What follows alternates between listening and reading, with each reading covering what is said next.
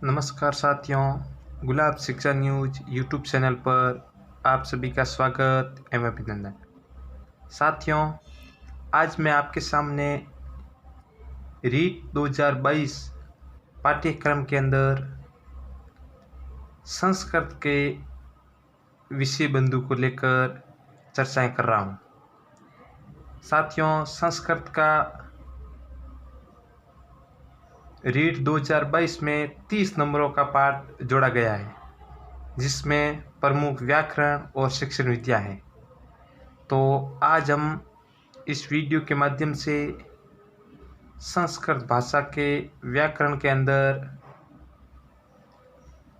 संधि प्रकरण को लेकर विस्तार से चर्चा करेंगे। साथियों, संधि का मतलब होता है मेल।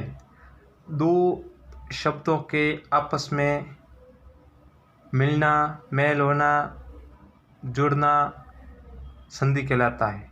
और इसका उल्टा संधि विग्रह, जिसका अर्थ होता है दो शब्दों का छोटे छोटे भागों में विभक्त करना, बांटना, टुकड़ों में विभक्त करना, अलग करना, संधि विग्रह कहलाता है। तो साथियों, आज मैं आपके सामने संधि की शुरुआत के अंदर स्वर संधि को मात्र 10 सवालों के अंदर पूरी की पूरी तैयार करवा रहा हूँ, ताकि स्वर संधि से जुड़े जितने भी सवाल हो वो आपका इस मात्र 10 प्रश्नों में हल हो जाएगा। साथियों, आज की क्लास का प्रथम सवाल है, व्याकरण शास्त्र की प्रक्रिया परंपरा के अनुसार संधि के कितने प्रकार माने जाते हैं? व्याकरण शास्त्र की प्रक्रिया एवं परंपरा के अनुसार संधि के कितने प्रकार माने जाते हैं? अ ऑप्शन के अंदर लिखा हुआ है 5, ब ऑप्शन के अंदर लिखा हुआ 3, श ऑप्शन के अंदर 4 और द ऑप्शन के अंदर 7। तो साथियों, इसका राइट आंसर है वो अ ऑप्शन ए माना जाएगा कि व्याकरण शास्त्र की प्रक्रिया परंपरा के अनुसार संधि के 5 प्रकार बताए गए हैं, जो व्याकरण सिद्धांत कौमुदी भी इसका समर्थन करती है। व्याकरण सिद्धांत कौमुदी के रचयिता भट्टोजी दीक्षित है। 5 प्रकारों के अंदर 1 नंबर आता है अचंदी, जिसे स्वर संधि बोलते हैं। 2 नंबर पे आता है प्रकृति भाव संधि। 1 नंबर असंधि, 2 नंबर प्रकृति भाव संधि। 3 नंबर पे आता है हल संधि, जिसे व्यंजन संधि बोलते हैं। 4 नंबर पे आता है विसर्ग संधि और 5 नंबर पे आता है स्वादि संधि। तो साथियों, पहला सवाल आपका बिल्कुल कन्फर्म हो गया होगा कि व्याकरण शास्त्र की प्रक्रिया परंपरा के अनुसार संधि के 5 प्रकार होते हैं, जिसमें 1 नंबर असंधि, 2 नंबर प्रकृति भाव संधि, 3 नंबर हल संधि, 4 नंबर विसर्ग संधि और 5 नंबर है स्वादि संधि। आज की क्लास का दूसरा सवाल है आपके सामने कि लघु सिद्धांत कौमुदी के अनुसार संधि के कितने भेद हैं? साथियों, एक बुक है जिसका नाम है लघु सिद्धांत कौमुदी, और यहाँ पर दूसरी बुक थी व्याकरण सिद्धांत कौमुदी, जिसके रचयिता भट्टोजी दीक्षित है। जबकि लघु सिद्धांत कौमुदी पुस्तक है, इसके रचयिता है वरदराज आचार्य। ये बिल्कुल 2 बुक हैं और उनके लेखकों के नाम याद रखना। सीधे सीधे संस्कृत के अंदर पूछ लिए जाते हैं कि व्याकरण सिद्धांत कौमुदी के लेखक कौन है या लघु सिद्धांत कौमुदी के अनुसार लेखक कौन है, क्योंकि संस्कृत की व्याकरण है वो पूरी की पूरी लघु सिद्धांत कौमुदी और व्याकरण सिद्धांत कौमुदी के मेल पर टिकी हुई है। तो दूसरा सवाल है लघु सिद्धांत कौमुदी के अनुसार संधि के भेद। तो सर्वप्रथम साथियों याद रखना, लघु सिद्धांत कौमुदी के लेखक है वो वरदराज आचार्य है। इसके अनुसार संधि का भेद नहीं है, मतलब 3 ऑप्शनों के अंदर तो लघु सिद्धांत कौमुदी मानती है कि इसके अंदर ये है, जबकि स्वतः इसके अंदर एक भिन्न है, वो आपको इन चारों में से अलग करना है। तो अचंदी होगा नहीं, हलचंदी नहीं होगा, और ये स ऑप्शन है प्रकृति भाव संधि। साथियों लघु सिद्धांत कौमुदी के लेखक वरदराज आचार्य मानते हैं कि स्वर संधि के अंदर 3 ही भेद होते हैं। 1 नंबर में माना है अचंदी जिसे बोलते हैं स्वर संधि, 2 नंबर पे हलचंदी जिसे बोलते हैं व्यंजन संधि, और 3 नंबर पे आता है विसर्ग संधि। साथियों लघु सिद्धांत कौमुदी ने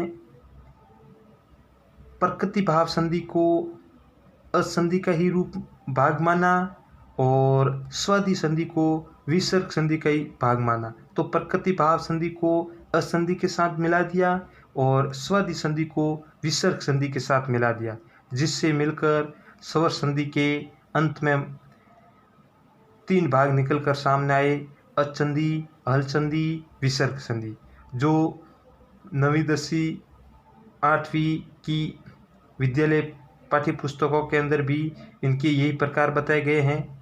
तो साथियों याद रखना, लघु सिद्धांत कौमुदी के अनुसार संधि के कितने भेद हैं, तो 3 भेद हैं। लघु सिद्धांत कौमुदी के लेखक कौन हैं, तो वरदराज आचार्य। और लघु सिद्धांत कौमुदी के अनुसार प्रकृति भाव संधि और स्वादि संधि को किसका रूप माना गया है, ये जो सवाल बनने वाले हैं तो इसे थोड़ा ध्यान रखना। आज की क्लास का अगला क्वेश्चन है अच संधि के भेद कितने हैं। अच का मतलब होता है साथियों स्वर संधि, कि स्वर संधि के अंदर भेद कितने हैं वो आपको इस क्वेश्चन के अंदर बताना है। अ ऑप्शन है 3, ब ऑप्शन है 7, स ऑप्शन है 5 और द ऑप्शन है 2। तो साथियों इसका राइट है आंसर वो ब ऑप्शन है, वो राइट माना जाएगा, क्योंकि अचंदी के अंदर संस्कृत के अंदर 7 रूप बताया है, जिसमें 1 नंबर पे है सवर्ण दीर्घ संधि, 2 नंबर पे है गुण संधि, 3 नंबर के अंदर है वर्धी संधि, 4 नंबर पे है यण संधि, 5 नंबर पे है अयादि संधि, 6 नंबर पे है पूर्व रूप संधि और 7 नंबर पे है पर रूप संधि। ये सातों के सातों रूप है वो संस्कृत के अंदर अचंदी के प्रकार माने जाते हैं। हिंदी के अंदर ये ऊपर वाले दीर्घ गुण वर्धी यण और अयादि 5 प्रकार है, जबकि संस्कृत के अंदर जाने पर पूर्व रूप और पर रूप 2 संधि के रूप और जुड़ जाते हैं, जिससे असंधि के अंदर 7 रूप हो जाते हैं। आज की क्लास का अगला सवाल आपके सामने है सवर्ण दीर्घ संधि उदाहरण नास्ति, कि इस अबसद के अंदर बाकी 3 ऑप्शन सवर्ण दीर्घ संधि के होंगे और एक ऑप्शन इसमें ऐसा है जो इसके साथ में मिला हुआ नहीं है, मतलब कुछ दूसरी संधि का भेद है। तो सर्वप्रथम साथियों दीर्घ संधि सवर्ण दीर्घ संधि की मैं विशेषता बता देता हूँ कि इस संधि के अंदर क्या क्या पता चलेगा कि ये रूप है। तो इसकी विशेषता है कि यदि अ के बाद अ आ जाए, अ के बाद अ आने पर आ बन जाता है।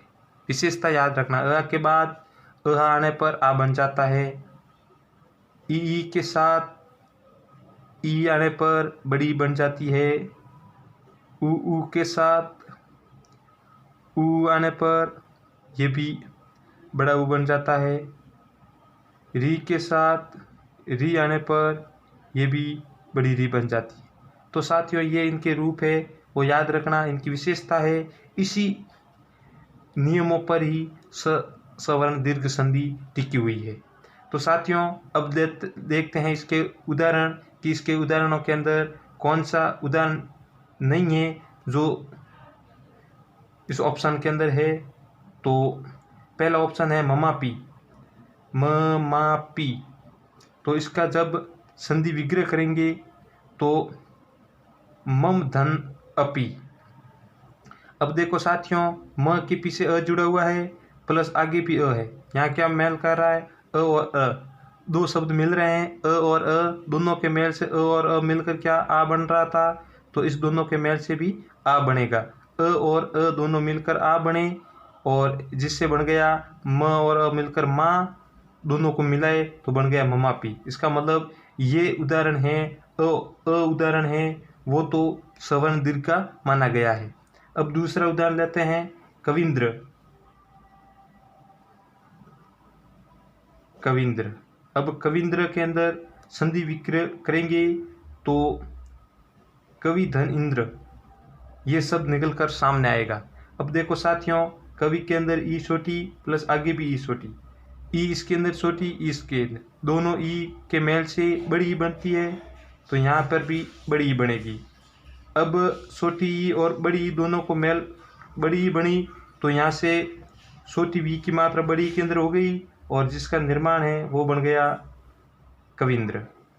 तो इसका मतलब वो ऑप्शन है वो भी सवर्ण दीर्घ के अंदर आया हुआ है। इसका मतलब ये भी ऑप्शन होगा नहीं। अब अगला ऑप्शन है भानुद्य। भानुद्य, अब भानुद्य के अंदर भानु धन उद्य। अब इसके अंदर भी देखना, ऊ की मात्रा धन आगे भी ऊ, छोटा ऊ और छोटा ऊ दोनों मिलकर क्या बनता है? छोटा ऊ और छोटा ऊ बनकर बड़ा ऊ। तो अब ऊ और ऊ यहाँ से मिलाया तो यहाँ बन गया भानुद्य। इसका मतलब ये ऑप्शन है ये भी होगा नहीं, ये सवर्ण दीर्घ का है। लेकिन यहाँ पूछा था नास्ति, नास्ति का मतलब होता नहीं, तो इसका मतलब दो ऑप्शन है वो आपका राइट माना जाएगा कि दो ऑप्शन के अंदर लिखा हुआ है नरेश। अब साथियों, इसका संधि विक्रय करेंगे तो बनेगा नर धन इस। अ प्लस ई, अ धन ई किसी के अंदर नहीं है, दोनों आगे और पीछे सवर्ण समान होने चाहिए, वही सवर्ण दीर्घ के अंदर आता है। अ के बाद अ, ई के बाद ई, ऊ के बाद ऊ, लेकिन यहाँ आ रहा है अ के बाद ई। इसका मतलब दो ऑप्शन है वो बिल्कुल राइट माना जाएगा कि सवर्ण दीर्घ का उदाहरण नहीं है, दीर्घ संधि का उदाहरण दो ऑप्शन है वो नहीं है। बिल्कुल साथियों, उम्मीद करता हूँ कि ये क्लास आपके लिए बहुत ही लाभदायक होगी। मात्र 10 सवालों के अंदर संस्कृत के संधि प्रकरण में आपका अच संधि पहला भाग स्वर संधि का है वो बिल्कुल क्लियर हो जाएगा। बिल्कुल ध्यानपूर्वक वीडियो को देखते रहें और अपने साथियों के साथ आगे शेयर भी करते रहें। आज की क्लास का अगला सवाल है गुण संधि उदाहरण नास्ति, कि गुण संधि का उदाहरण नहीं है। तो आपके सामने 4 ऑप्शन रखे हुए हैं, अ ब च द। अब इस तीनों के अंदर, चारों के अंदर 3 उदाहरण तो ऐसे हैं जो गुण संधि के हैं, जबकि एक ऑप्शन ऐसा है वो गुण संधि का न होकर किसी अन्य संधि का उदाहरण है। वही अपवाद आपको यहाँ से बाहर निकालना है। अब सर्वप्रथम साथियों मैं बता देता हूँ कि गुण संधि की विशेषता क्या है। तो गुण संधि के अंदर देखो साथियों, अ के साथ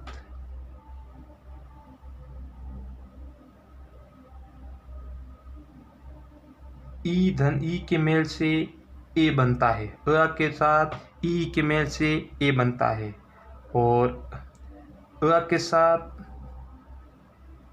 ऊ के मेल से ओ बनता है। और अ के साथ री के मेल से अर बनता है।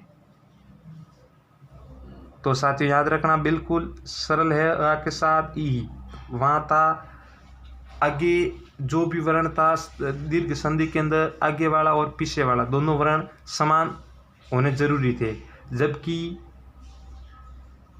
गुण संधि के अंदर समान न होकर अ के साथ ई के मेल से ई, अ के साथ उ के मेल से ओ और अ के साथ री के मेल से अर बनेगा।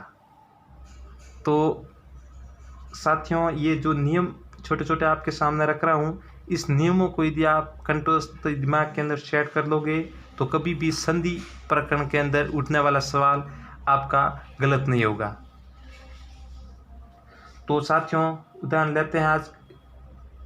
इस सवाल का पहला उदाहरण, राका धन ईश। राका धन ईश। अब देखो राका धन ईश। अब राका के अंदर आ की ध्वनि, धन आगे ई, आ धन ई दोनों आ रहे हैं, दोनों के मेल से ए बना है। इसका मतलब राका धन ईश से राकेश बढ़ेगा। इसका मतलब ये गुण संधि का उदाहरण है। अगला है परीक्षा धन उत्सव। वो ऑप्शन है परीक्षा धन उत्सव। अब इसके अंदर परीक्षा के अंत में आ और आगे उ, आ और उ दोनों के मेल से ओ बनता है। तो आ धन उ के मेल से ओ बना, तो इसका मतलब परीक्षोत् ये बन गया। उ के मेल से ओ परीक्षोत्सव, इसका संधि करने पर ये वर्ण बना। इसका मतलब ये भी ऑप्शन गुण संधि का है। फिर अगला क्वेश्चन आपके सामने है महर्षि। महर्षि। अब इसका संधि विच्छेद करोगे कि महाधन ऋषि। अब देखो आ धन री, आ धन री, इसका मतलब अर बन जाता है। तो दोनों को मेल आपस में मेल करवाया तो म, ये स तो म के अ की मात्रा है, अर बनाता, अ की मात्रा इसके साथ हो गई और र आधा है, इसका मतलब ये ऊपर चला गया। तो इस दोनों को मेल करवाया तो बन गया महर्षि। इसका मतलब ये ऑप्शन है, ये भी गुण संधि का उदाहरण है। तो इसका राइट आंसर द ऑप्शन होगा कि प्रतिधन एकम है वो गुण संधि का न होकर किसी अन्य संधि का भेद है। अब इसका देख लेते हैं प्रतिधन एकम। प्रतिधन एकम, तो प्रति के अंदर ई साइलेंट रहता है, धन ए, ई के साथ ए के मेल से ई किसी ऑप्शन के अंदर आगे ई है ही नहीं, इसका मतलब ये ऑप्शन इस संधि का नहीं है। साथियों अगला क्वेश्चन 6 नंबर क्वेश्चन आपके सामने है, वर्ती संधि उदाहरण नास्ति। साथियों 1 नंबर पे दीर्घ संधि, 2 नंबर पे गुण संधि। बिल्कुल आपको उदाहरण सहित नियमों सहित आपको क्लियर करवाता आ रहा हूँ। फिर तीसरा रूप आपके सामने लेके आ रहा हूँ, वर्दी संधि। वर्दी संधि उदाहरण नास्ति की ऑप्शन के अंदर 3 ऑप्शन वर्दी संधि के हैं, जबकि एक ऑप्शन ऐसा है जो वर्दी संधि का न होकर अन्य संधि का है, जो आपको इनमें से ढूंढकर बाहर निकालना है। साथियों सर्वप्रथम मैं बता देता हूँ, वर्दी संधि का नियम है वो कि अ के साथ ए आई के मेल से आई बनता है और अ के साथ ओ औ के मेल से औ बनता है। साथियों एक और मैं गुण संधि के अंदर आपको स्टेप बता देता हूँ कि ऐसा कोई भी शब्द आपके सामने नज़र आ जाए जिसके ऊपर एक मात्रा हो। ऐसा शब्द आपके सामने आ जाए जिसके ऊपर एक मात्रा हो, वो गुण संधि का उदाहरण माना जाएगा। और जिसके अंदर 2 मात्राएं दिख जाती है तो वो वर्दी संधि का उदाहरण आता है। लगभग 1-2 मात्राओं से भी आप सीधा मतलब आंसर निकाल कर दे सकते हैं। तो एक मात्रा गुण संधि के अंदर और दो मात्रा है वो वर्धी संधि के अंदर। और वर्धी संधि का नियम आपके सामने रख दिया है। अ के धन अ के साथ ए आई की मेल से आई बनता है, अ के साथ ओ औ मेल से औ बनता है। अब आपके सामने उदाहरण है। अ ऑप्शन है महेश। अब संधि विग्रह है वो साथियों आपको सर्वप्रथम बराबर वाक्य को 20 में दो भागों के अंदर बांटना है। अब दो भागों के बांटने के बाद दोनों आगे और पीछा मूल शब्द और दोनों शब्द है वो दोनों का आपको ऐसे टुकड़े करने हैं जिसका दोनों शब्दों का सार्थक अर्थ निकले। ऐसा नहीं कि आप मन पड़े वहीं से दो भाग कर दिए और नहीं आगे वाले शब्द का कोई अर्थ निकल रहा है नहीं पीछे वाले, तो वो संधि रूप से नहीं माना जाएगा, संधि विग्रह रूप। इसलिए ध्यान रखना, शब्द के टुकड़े वाक्य को बराबर 20 में से काटना है और ऐसे शब्दों के मध्य काटना है जिसमें आगे वाले शब्द और पीछे वाले शब्द दोनों का सार्थक अर्थ निकले। अब महेश है, महेश को दो भागों में बांटा तो महाधन ईश, महाधन ईश। तो यहाँ है महा के साथ में आ ध्वनि निकल रही है, आगे ई। तो साथियों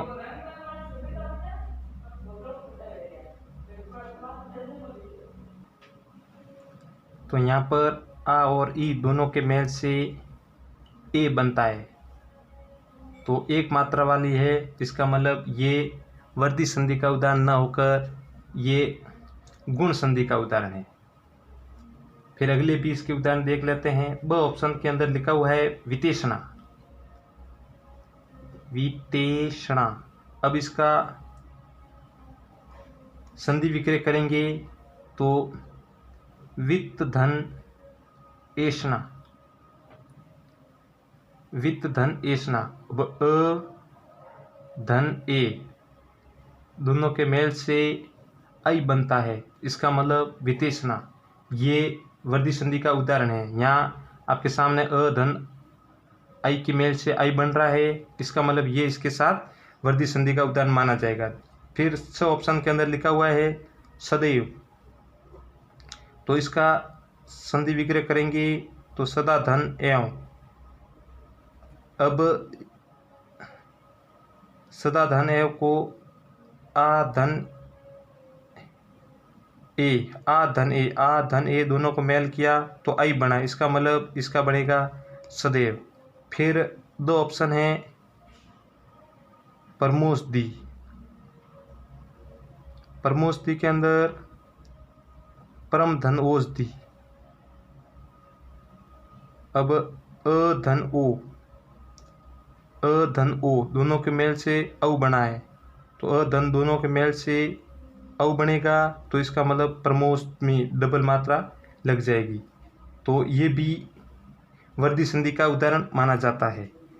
तो साथियों ब ऑप्शन वितेषणा, श ऑप्शन सदैव और द ऑप्शन है वो परमोषधि है, वो तीनों के तीनों वर्धी संधि के उदाहरण माने जाते हैं। जबकि अ ऑप्शन है वो वर्धी संधि का उदाहरण न होकर गुण संधि का उदाहरण माना जाता है। साथियों 7वां सवाल है यण संधि। यण संधि उदाहरण नास्ति, कि यण संधि का उदाहरण नहीं है। 3 ऑप्शन ऐसे हैं जिसके अंदर यण संधि का उदाहरण है, जबकि 4था ऑप्शन ऐसा है जिसके अंदर यण संधि का उदाहरण नहीं है। वो आपको इस चारों ऑप्शनों में से अलग करना है। तो सर्वप्रथम है साथियों यण संधि का नियम बता देता हूँ कि ई धन ई के साथ अन्य कोई भी स्वर, ई के साथ अन्य कोई भी स्वर, आप ई के साथ ई नहीं आना चाहिए। ई के अलावा अन्य कोई भी स्वर आ जाए तो ई के स्थान पर य और उ धन उ के साथ अन्य कोई भी स्वर आ जाए तो इसके स्थान पर व और री के स्थान पर अन्य कोई भी स्वर आ जाए तो री के स्थान पर र। ये इसके उदाहरण नियम माने जाते हैं। ई के साथ अन्य कोई भी स्वर, ई के साथ ई स्वर आ जाए तो ये दीर्घ संधि का रूप बन जाएगा। इसलिए ई के साथ अन्य किसी भी स्वर के मेल से ई के स्थान पर य, उ के साथ उ के अलावा अन्य किसी भी वर्ण के मेल से व, और री के साथ अन्य किसी भी स्वर के मेल से अर बन जाता है। तो उदाहरण से शुरुआत करते हैं। पहला उदाहरण आपके सामने इससे संबंधित मत्याशा, महत्याशा। तो इसका संधि विग्रह करेंगे तो मैती धन आशा। अब यहाँ ई धन आ, ई अन्य कोई भी स्वर में आ गया, दोनों को मेल किया तो आ गया, बन गया ये, और इसको साथ में लिखोगे तो म, ह और तो आधा हो जाएगा, क्योंकि ई की मात्रा के ई के स्थान पर ये बन रहा है तो ये तो आधा, ती के अंदर से ई निकल जाएगा तो पीछे आधा रह जाएगा हलंत के रूप में।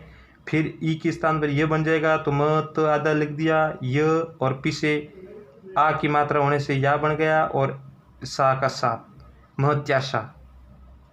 तो ये उदाहरण है वो यण संधि का माना जाता है। फिर आता है पवन, पवन। इसका संधि विग्रह करेंगे तो पो धन अन, ओ के साथ मेल हो रहा है तो ऐसा इसके अंदर कोई भी नहीं है। इसका मतलब ये उदाहरण ब ऑप्शन है वो बिल्कुल राइट माना जाता है कि पवन शब्द है वो यण संधि का न होकर किसी अन्य संधि का रूप माना जाता है। अन्य उदाहरण देख लेते हैं। अगला श ऑप्शन के अंदर लिखा हुआ है मधवरी, मधवरी। तो इसका संधि विग्रह करेंगे तो मधु धन अरी, मधु धन अरी। अब उ के साथ अन्य किसी भी स्वर के अंदर अ आ गया, उ के साथ अन्य किसी भी स्वर के मेल से वह बन रहा है, इसलिए म ध के साथ मधु, उ की उ निकल गया तो इससे पीछे ध है वो हलंत में रह गया, इसका मतलब आधा हो गया, और उ के स्थान पर वह बन गया तो मधवरी शब्द जो नया रूप बनकर सामने आया संधि रूप वो है मधवरी। इसका मतलब ये ऑप्शन है वो भी यण संधि का है। फिर आगे है पित्राज्ञा, पितृधन आज्ञा। अब पितृ के अंदर री है, री धन आ, री के साथ अन्य कोई भी स्वर के अंदर आ गया जिससे बन गया अर, और इसको साथ त के साथ मिलाया तो ये अ और त के साथ आ बन गया, और दोनों के मेल से नया रूप बनाया वो पित्राज्ञा। तो ये जो अ ऑप्शन, स ऑप्शन और द ऑप्शन है वो यण संधि के माने जाते हैं, जबकि ब ऑप्शन है पवन वो स्वर यण संधि का न होकर किसी अन्य संधि का रूप माना जाता है। अगला क्वेश्चन है आपके सामने, अयादि संधि उदाहरण नास्ति, कि अयादि संधि का उदाहरण नहीं है।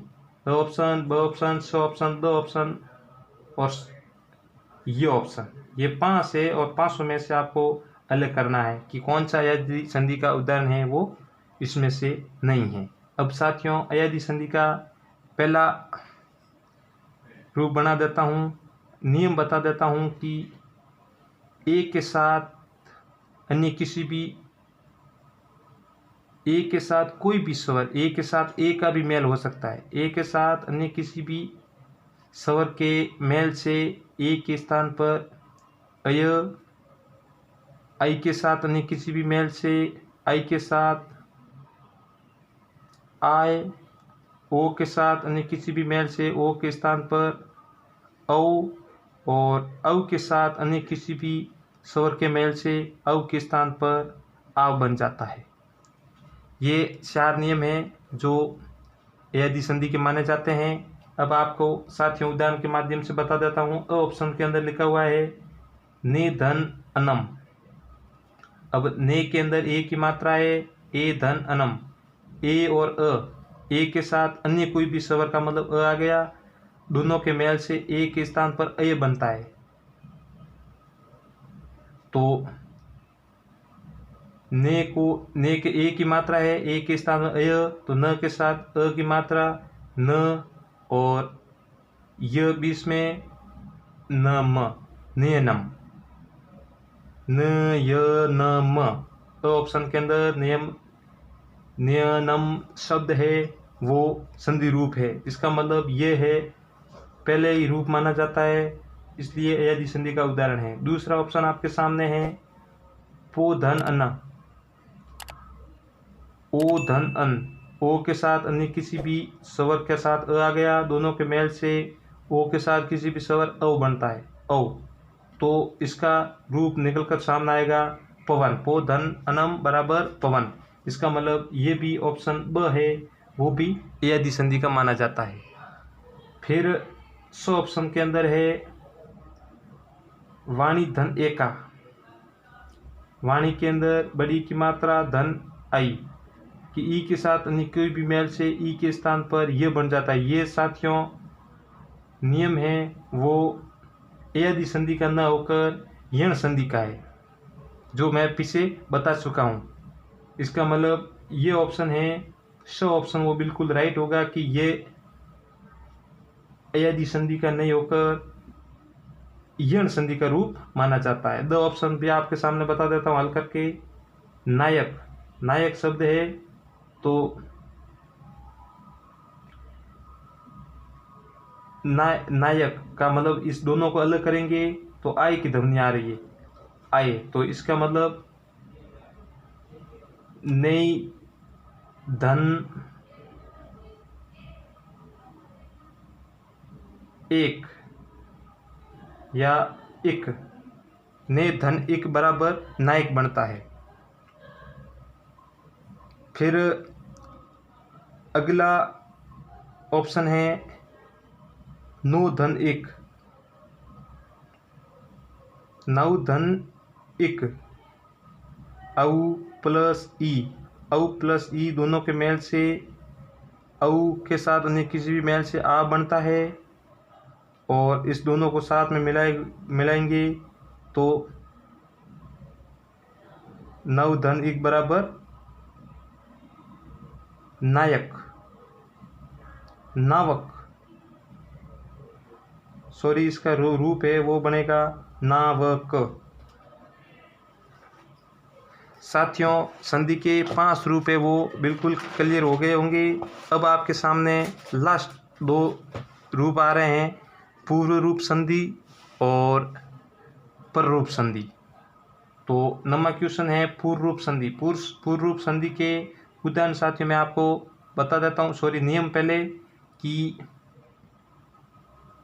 ए और औ के साथ अ के मेल से ए और औ के स्थान पर तो ए और औ हो जाएगा, और अ के स्थान पर ये चिन्ह है अवग्र चिन्ह का प्रयोग हो जाएगा। साथियों याद रखना अ के पहले ए और औ के साथ अ के मेल से ए औ के स्थान पर ए हो जाता है, जबकि अ के साथ अ के स्थान पर यह चिन्ह लग जाएगा जिसे बोलते हैं अवग्र चिन्ह। अब आपको उदाहरण के माध्यम से बता देता हूँ कि हरे धन औ, हरे के अंदर ए की मात्रा ए धन औ बराबर दोनों के मेल से तो ए ही बनेगा, तो हरे धन औ कर दिया। अब अ के स्थान पर अवग्र चिन्ह लगेगा तो इसका मतलब ये बन गया अरे, ऐसे शब्द, ये अवग्र चिन्ह है वो आपको बीच में लगा देना है। वो ऑप्शन है विष्णु धन औ, ओ धन औ, दोनों को मेल आपस में जोड़ेंगे ओ धन औ, तो यहाँ बन जाएगा ओ, और अ के स्थान पर अवग्र चिन्ह हो जाएगा जिससे बन जाएगा विष्णु, विष्णु। साथियों आप यहाँ पर कंफ्यूज हो रहे होंगे कि ओ के साथ अन्य किसी भी मेल से, स्वर के मेल से ओ के स्थान पर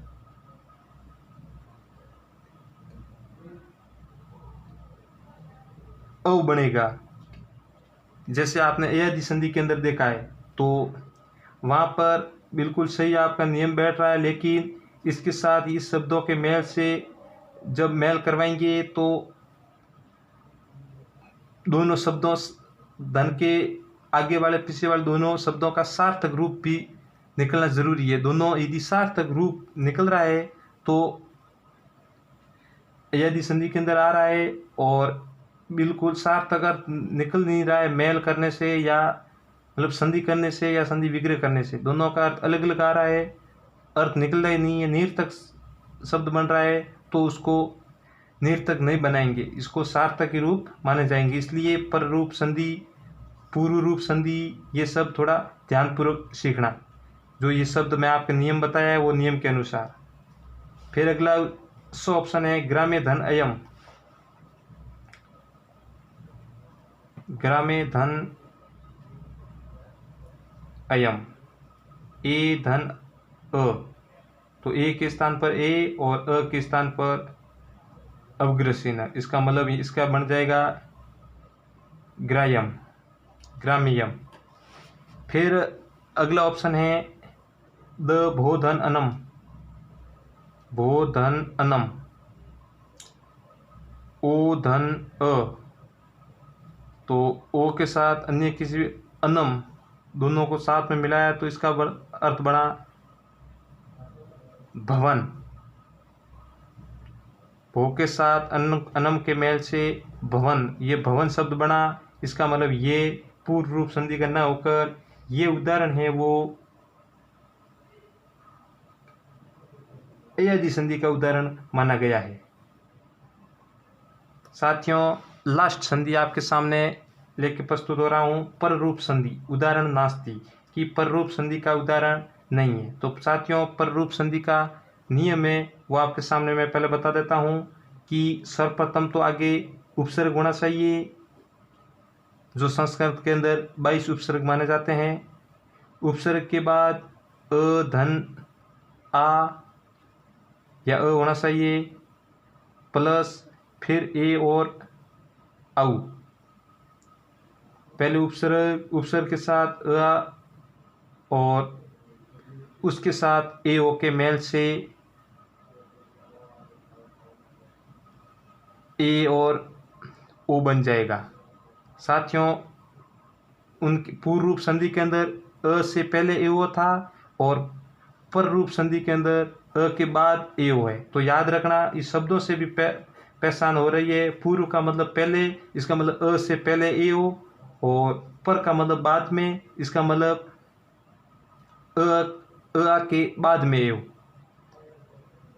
तो लेकिन यहाँ थोड़ा एक पर रूप के अंदर आगे वाला शब्द का ध्यान रखना कि उपसर्ग युक्त शब्द होना चाहिए। अब यहाँ उदाहरण के माध्यम से आपको बता देता हूँ। अ ऑप्शन के अंदर लिखा हुआ है पराधन